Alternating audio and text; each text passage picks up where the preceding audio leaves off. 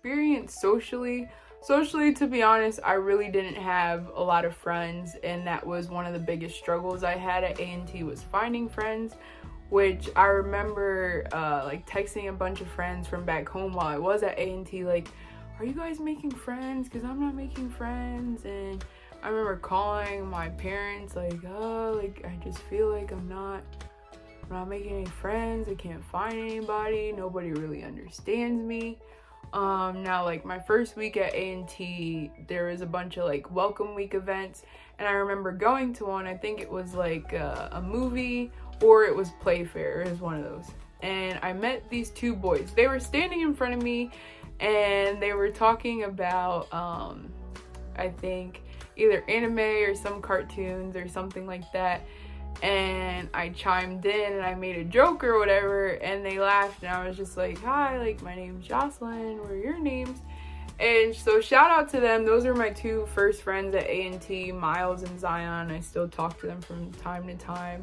And I remember like being low-key intimidated, especially when I found out that one was an engineer. Like, Miles is crazy, super smart, and then Zion was definitely like my road dog. We used to go to Starbucks all the time together, and like we would just sit outside like waiting for chemistry class, and he has crazy art skills. So like shout out to them. Those were like the original people I would sit and eat lunch with. Because honestly, without them, I probably would have been even more depressed. I used to sit and eat alone. There was also a point where like I wouldn't even leave my room to go get food, because I was like, I have no one to go with, and like I was just depressed to the point I just wasn't leaving my room unless to go to class or to shower. Like, that was really it. It was just like shower, class, maybe the gym if I'm feeling up to it, shower again, study, bed, repeat. And that's honestly probably how I got that 4.0. Now, don't get me wrong, I tried so many times to make friends. So not only those two, I end up also meeting a friend that I cherish to have as a friend to this day. Her name's Janelle. She was from Jersey, and I was like, yes, finally someone from Jersey that I can talk to. We can talk about Jersey stuff, because there's a lot of things like people from North Carolina, they just don't get, because, you know, they're not from Jersey. And there was a club called Uptown Aggies that I did join while I was there. I had a couple of meetings, but I definitely didn't make it out to all of them. And I remember being like kind of envious of Janelle, because I was like, oh my god, like, she's so outgoing. I remember by the first month she was in so many clubs, and I would try to hang out with her, but you know, she always had like something going on. And I was like, girl, you're just on the move. But we would go to church together on Sundays, so I was definitely like grateful to her for helping me like get out the house. And it's out my dorm. And it was funny because I met her at a dance audition, because I don't want people in the comments being like, oh, well, you were depressed because you didn't even try to go out and do different things. Bruh, I went to org fairs. I tried to sign up for as many clubs as I could. I went to like one of those peanut butter and jelly volunteering events, tried to make friends there. That didn't work. Because that's another thing. I was so grateful for Miles and Zion, but at the same time, I feel like a lot of girls can relate. I don't just want guy friends. Like, I wanted some female friends. That was one of the most exciting parts about going to HBCU. I'm like, I can make some solid black female friends, like, that'll hopefully last me a long time. Now, unfortunately, I didn't make two of those friends until like 2 weeks before I was leaving, and I was devastated. Like, I remember having a sleepover with them like literally the night before I was leaving, like, damn, I'm gonna miss you guys. And I still like slide up on there, so I'm like, yo, I miss y'all, like, I should come back, say hi and stuff like that. But I just really didn't have the friends I was looking for and hoping to have, so I definitely spent a lot of time alone. And I know a lot of people were thinking like, oh, well, didn't you have a roommate? Why not your roommate? Interesting. This is probably the most interesting aspect of the social realm of my A&T experience. I went through 3 roommates in one semester. Damn! So my first roommate, obviously I'm not going to disclose her name. The day I moved in, she didn't come till like real late that day. I had already moved in. Like I chose not chose my side, you had a specific side. I lived in Van Story Hall, room 118. I think that's correct. But it was definitely Van Story, first floor. And I had set up all my stuff. It was very neat, it was very clean. She came in later. I tried to introduce myself and stuff. She didn't really talk, so I was like, okay, maybe she's just not a social person, like whatever. But even like when her mom left, like we didn't really talk like that, and I was trying to get to like know her.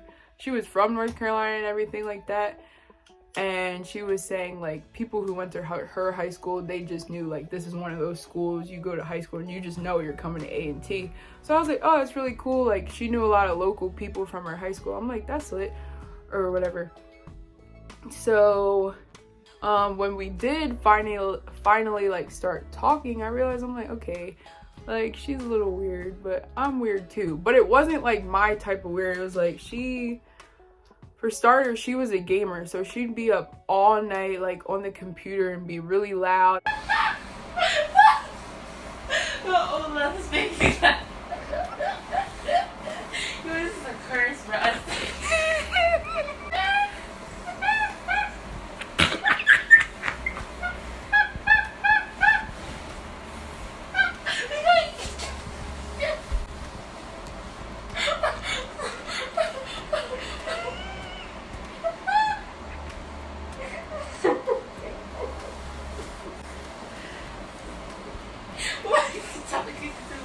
Oh my god.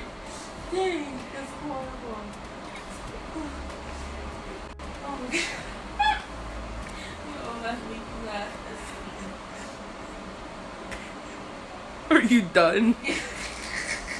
Hear her, and I remember being like, yo, like I need to turn the light off because like I got at 8 a.m. tomorrow, or like be like, hey, can you like keep it down because I'm trying to study and stuff like that.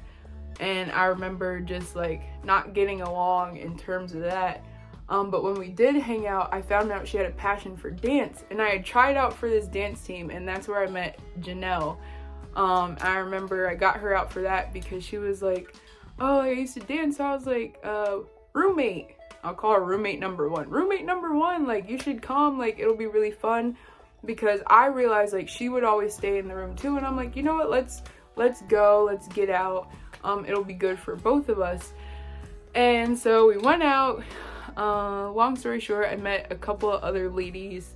I met this one girl. She's probably on Golden Delight by now, but she was just so talented, and I don't remember her name. She was so gorgeous and talented. I hope she's on Golden Delight by now, but that's neither here or there. So I ended up making the team, and I remember being so excited, but by the time like the results of everything that had came out, I knew that I wasn't going to be at A&T next semester. So I had to like tell the coach and everything like, hey, like thank you for the opportunity, but I can't be on the team because I'm leaving. And I remember being like, damn, because to make a dance team at HBCU, and I hadn't danced in a couple of years, at least not since cheer and like actual formal dance training. I was so proud of myself, and I was like, this was so much fun. Like I can connect back with my true love of dancing and like meet other ladies. That didn't happen, so I was just, dang it. But yeah, like back to my roommate, then she just like, she had really poor hygiene. Like if I'm keeping it a buck, like there were days I just knew she wasn't washing. She was wearing the same clothes all the time. Now, at that point, I was like, okay, Jocelyn, like, you don't know her situation. She might just, like, not have it. But I remember talking to her about it a bunch of times in a very nice way. And it was always like, yeah, like, I got you. And then it'd be the same stuff. She'd still be loud at night. Still, like, just always doing the most. And honestly, like, I would tell my parents, I'm like, yo, like, the room's so dirty. Like, it got so bad to the point where, like, there was just a stench in the room. And we kept failing inspection. And that's another thing about, like, going to the school that I hated. When something happened in the dorm everybody was fine. And you didn't know about it till you checked your bill. I remember many times seeing all these charges on my bill and I'm like, where is this from? And it would just say like van story charge or dorm charge. And I would ask my RAs, I'm like, yo, what is this? And they're like, oh, well, this happened on the floor and nobody owned up to it, so everybody got charged. I'm like, that's some BS because I didn't do nothing. Like, and that's another thing, like at Van Story, the bathrooms were community bathrooms, which was fine, but I truly, that first semester at A&T, like really showed me like nobody is truly raised the same, even if we are all black, because I saw a lot of very disgusting things in that bathroom and a lot of people who just, I guess, never learned how to clean up after themselves, and it was just despicable. I was like, there's no way.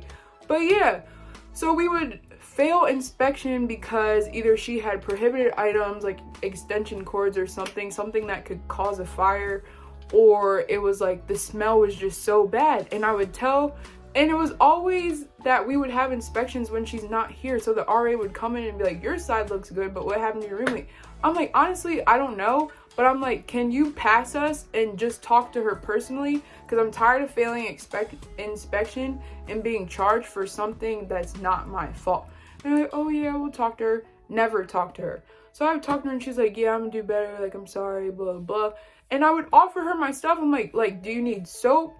I know we don't wear the same size, but maybe I can give you something in mine that's like a little smaller. Like, do you need money for laundry? Like, stuff like that. And there was no excuse because literally 10 steps from our room was the laundry room. And I remember just being so mind blown, like, why are you so dirty? Like, just as a female in general, like, I don't know. And the crazy part about, she attracted so many guys, and I was like, how, Sway? Like, you stink. And like, ah! And it drove me crazy because she would also have boys in the room without letting me know. And I was like, you need to tell me when there's a guy in the room because, like, you know, maybe I've had a long day. I'm ready to change and get in the shower. I wouldn't know.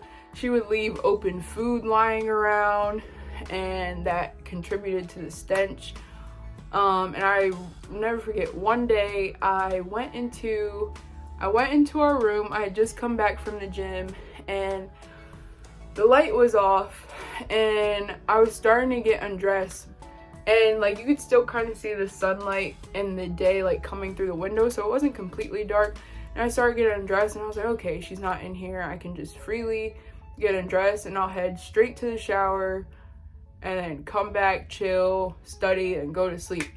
So then I'm like, oh, let me turn the light on because I thought I heard something. I turn on the light, I'm like, ah! There was a boy sitting at the desk in our room, and I was like, bro, I didn't even know he was here. So I'm like putting on my stuff and I'm like, yo, I didn't know you were here. Like, why didn't you announce yourself? And I was like, where's roommate number 1? And why did she let you in here?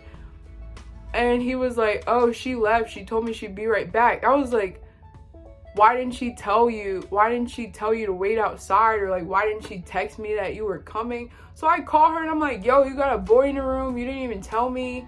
Like, I almost started undressing in front of this guy. And at the time, you know, when I went to A&T, I was dating Jalen.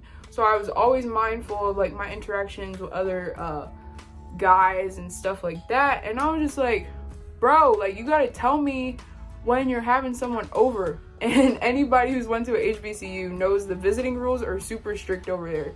The visiting rules are from 12 to 12. You can have a visitor and you have to sign them in and out at the main office, but nobody would do that. Everybody would just bring them up like the back exit because that was just the easiest way to get to your room anyway. So what they would do is, like, at night there would be like a security guard like monitoring who comes in and out, and if you didn't have like your card to get in, like, you just weren't allowed in, or they would like check your cards. But yeah, so that was one instance. And another thing is, like, she had a boyfriend and she would have him in there, and I walked in on them having sex a couple of times, and I remember just being pissed. I'd be like, why didn't you just tell me that he was here? I would have just stayed at the library for a couple more hours so you could have your time. Or I would go like to Janelle's room or somebody else's room, but like why not say anything? Like she just did not care at all. And it just killed me that all these boys were like trying to get with her and all this stuff, and I was just like, are you kidding me right now? It was crazy. And then to make matters worse, when like one of the last straws is she would go out at night. I would mostly stay in my room. I had never been to a college party, whatever, didn't even know how to go to one, where they were at, etc. But she did. So she had left one night and I came back from either the gym or from class, and it was pretty late. It was probably like 7 or 8. And I came in, I'm like, oh, the room stinks, but it stinks worse than usual. And that was so sad that I got so bad to the stench, I would literally go like this before I went in my room. And it was also bad that nobody ever wanted to come to my room. Like my freshman year at A&T, I was helping a lot of people edit their papers, or I would look at their papers for them and like be like, oh, here, change this. Basically what people at the writing center do. I would do that, but for free, and not no like cheating. I write your paper for you. No, none of that. Just editing and suggestions. And I remember I walked in, I turn on the light and I look over and there's an open maxi pad on her bed. And yes, I was nosy. I walked over there and I looked, and it was a used pad. It was just a used pad open. It wasn't wrapped up. It was just sitting there on the bed. And I was like, no way. No way. I'm texting my friend Janelle like, yo, she got a freaking open pad on the bed and she's nowhere to be found. So I'm texting her. I'm like, yo, where you at? She's like, I'm out. I'm like, yo, when are you coming back? Because we need to talk. And she's like, this time or whatever. I think she had told me like 12. So I waited up. I was like, bet, because we need to have a talk. Then I got so tired I fell asleep. I woke up and it was still there. I was like, so all night she just hadn't come back, and this joint is just sitting there like, no way. I was like, bro, there's no way anybody's this disgusting. And I remember being like, part of me wanted to pick it up and dispose of it myself, because I'm like, that joint is just sitting there and I just can't be in a room with that sitting there, because the stench in that room was crazy. And you know, at the time, like, yeah, it's fall, but in North Carolina it's still hot. So that hot air and that stench, ladies, like, no, you already know. You can smell it through the video right now. And I was just like, bruh, no way. I remember calling my mom, being like, I'm so pissed. But so I called my RA ASAP. Well, not called her. I group messaged her. I was like, we need to have a talk, a mediation or something, because I cannot.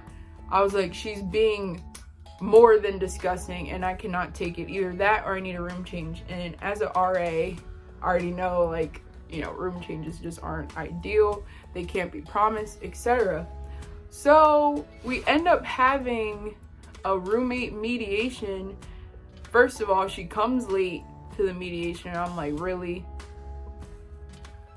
And another thing that pissed me off, the day we had a mediation, my RAs were drunk. They were drunk.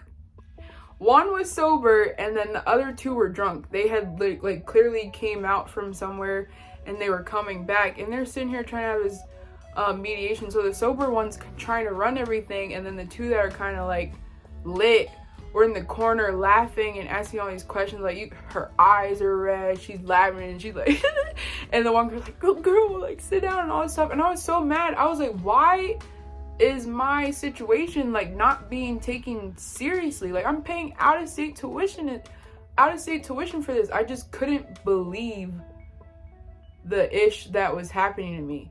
Like, every time something bad happened at that school, I was like, I feel like I'm in a movie, because there's no way. And it was frustrating me because I would talk to other people and it seemed like literally nobody else was having the same experience as me. At least not as extreme as my experiences seem to be. So long story short, at the mediation, she's like, all right, let's come up with a cleaning schedule on these days. Roommate 1, you're gonna have to clean your room, and we'll check it. Like the RAs will come and check it and make sure, and they're like, oh, Jocelyn, if she doesn't do it, let me know, or if problems arise, let me know. And we had established in the mediation, I'm like, girl, if you need to use my cleaning products, that's fine. I just need you to not do nasty ish like that and to wash your butt. Like, I didn't understand. Like, I didn't think washing was a choice. It's a necessity, especially when we're in a climate this hot. I was wondering why roommate 1 wasn't speaking a lot during the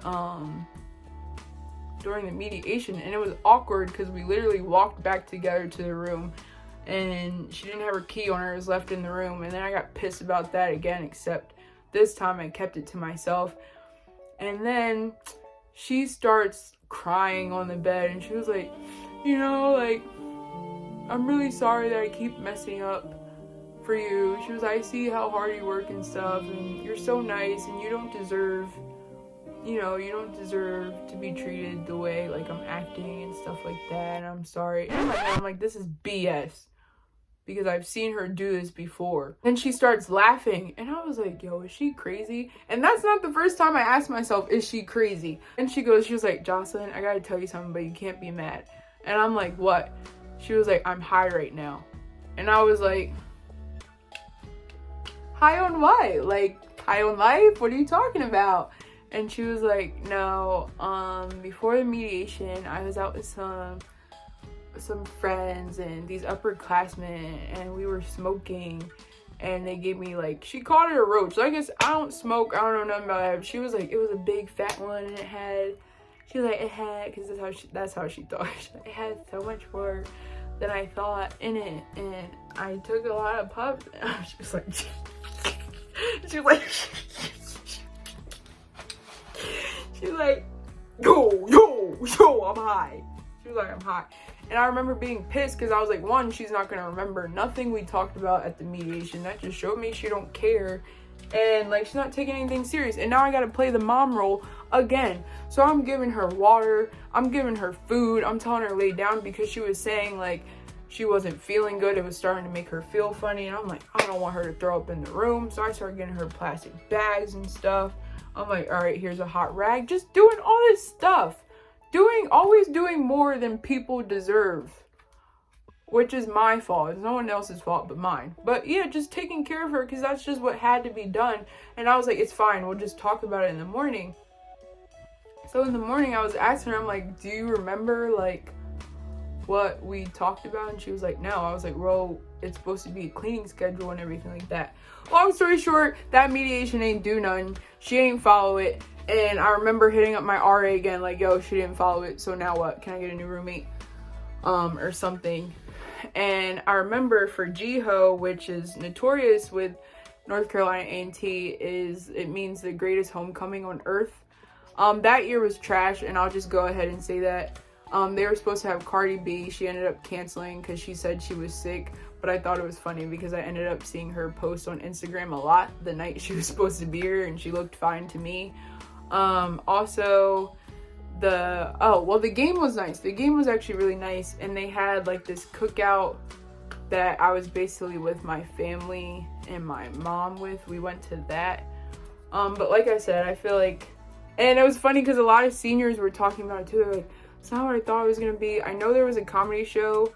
I didn't get to go to that, and there was also a gospel show which I didn't get to go to because I didn't have money, and everything had sold out really quickly. I didn't know how popular GHO was, you know, just as a freshman in general, and tickets were selling fast. Like, I felt like I saw more alumni there GHO weekend than there were students, which probably contributed to that. I just felt like it could have been a lot better. I wish there were a little bit more events or more like mixers to kind of get to know everybody, but that's just my opinion. But yeah, so GHO, she was like, my boyfriend's gonna be here, and I was like, all right, cool. And the night before, I told her, I was like, I'll stay with my mom so that you can have the night with your boyfriend in the room, you know, whatever, things like that. And another thing is, like, sometimes she would have people over, and I'd come in and they'd be sitting on my bed, and I'd tell her, I'd be like, yo, I don't want anybody over here sitting on my bed. My side is off limits. They can sit in all your stuff. I don't care if it's a desk, whatever. Do not touch or be on my side at all. And like another thing she would do is like she would just always have the door unlocked. And I didn't feel comfortable with that because I'm like, okay, it's not just your room. Like I have valuables in here too. So long story short, it's Jiho and I'm texting her. Because like I said before, I used to walk in on her and her boyfriend all the time. And I text her, I let her know. I was like, look, I got little kids with me. I got my cousin and my mom with me. Basically, I have people with me. So please make sure you're dressed. Please, I text her. I said, I'm on the way. And that was when I was 20 minutes away. I text her, okay, I'm here. I text her, I'm on my way up now. I text her, I'm opening the door now. And I learned from the past not to just key in right away. I jiggle the handle for like 5 seconds, so you know. And I remember telling my mom and my family, like, just back up, let me go in first because I never know what I'm gonna see when I open the door. And I opened the door and it was just her and her boyfriend in the middle of doing it. So then she throws the covers over him real quick and he's trying to throw the covers over her. She has a bandage on her leg. I was just so confused. I was like, what are you doing? And I told my parents, I'm like, yo, just wait outside for a second. I was like, and I'm like literally whispering, I'm like, yo, I told you, like, I had people coming and that I was here. And I'm like, so then her boyfriend's trying to say hi to my family and stuff. And he's like, hi, how you doing? With no shirt on and all this stuff. And, my cousin's a mom, so she has, her kid there and everything. And I'm just like, yo, this is a mess. Her and her boyfriend end up leaving. And I remember my cousin and my mom being like, oh, hell no, Jocelyn. Like, you're not staying here. She had left an abundance of food, of open food sitting in the microwave. There was a funnel cake in there. It was like a cheeseburger, some pizzas, all this stuff. And my mom was like, it stinks in here. And I was like, I told you, like, this is what I've been living like for the past like 3 months. And I told you, I told my mom, I was like, I told you, like, I wasn't lying. I wasn't kidding. Like, this is literally what I have to deal with. She's like, how are you even living here? This is disgusting. I'm paying out of state tuition.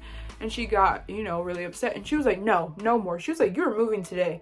And I remember being pissed because it's like, I have a lot of stuff. And I was in my head, I was so mad. I was like, why do I have to move? She should have to move. Like, plus I was on the first floor and there was either 3 or 4 floors in Van Story. So it's like getting moved, you're not guaranteed to be on the same floor and everything like that. Like, I liked where I was. So then she finds an RA and she's like, this has got to change. She needs a room change right here, right now. So my mom gets her way, but of course I end up on the 3rd floor. There's no elevators in Van Story. Fun fact. So what did I do during Jiho? For the next 2.5 hours, I was slugging all my stuff out of my room to the 3rd floor. And I remember my friend Janelle was like, what if she was acting like that the whole time just to get you to leave the room? And I'm like, nah, she wouldn't do that. And then I'm like, well, did she? Because shoot, it worked. And I was so mad. I was like, why did I have to move? But my second roommate, I ended up moving in with this ROTC girl. And she was so sweet. Like, she was so nice and everything. When I came in her room was so clean, naturally ROTC. And she even helped me move in my stuff. And I remember being like, you don't have to do that. Or whatever. Like, you really don't have to do that. She was like, no, like, it's no problem. Whatever. And I remember after that, I didn't even want to go to Jiho. I didn't want to do the cookout, none of that. But I did anyway. And my mom was like trying to get my mind off things. It didn't really work. At the end of it, I was just ready to go.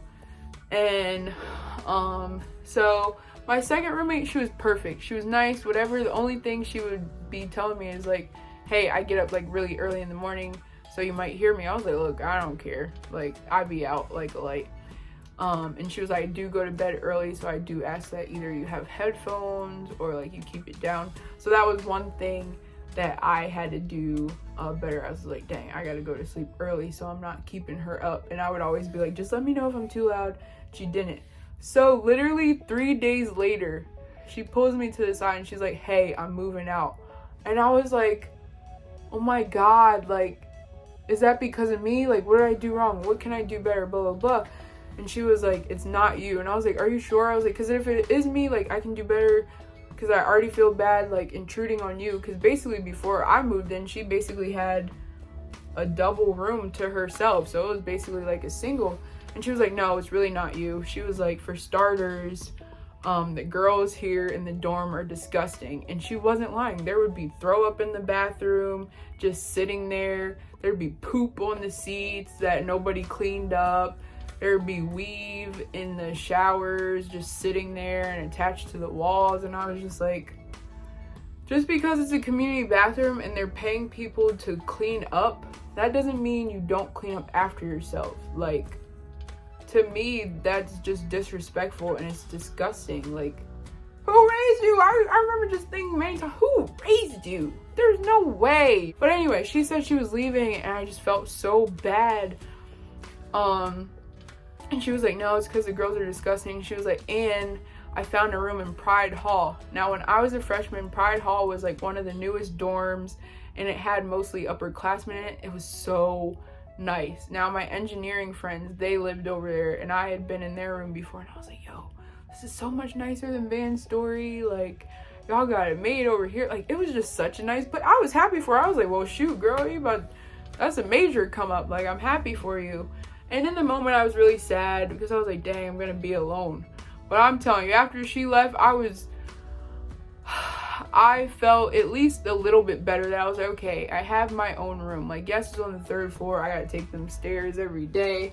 But I was like, it's nice to have my own room. I can play my music as loud as I want.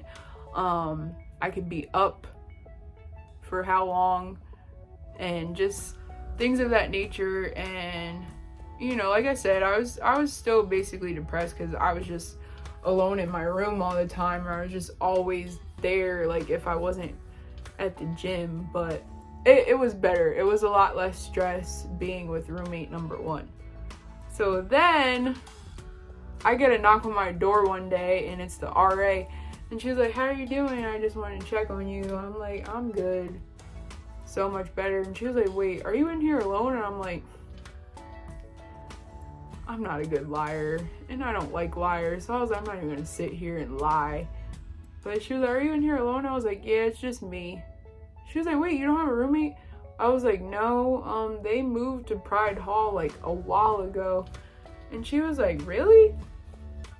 And I was like, yeah. She was like, okay, cool. So then we can move this girl here. And I'm like, ooh. She was like, oh, it's this girl from Barbie. Yeah, she'll be your new roommate. There's not really any other rooms in Barbie Hall, so she's just gonna move into here. And I was like, okay, when? And she's like, tomorrow. And I'm like, dang, that's so soon.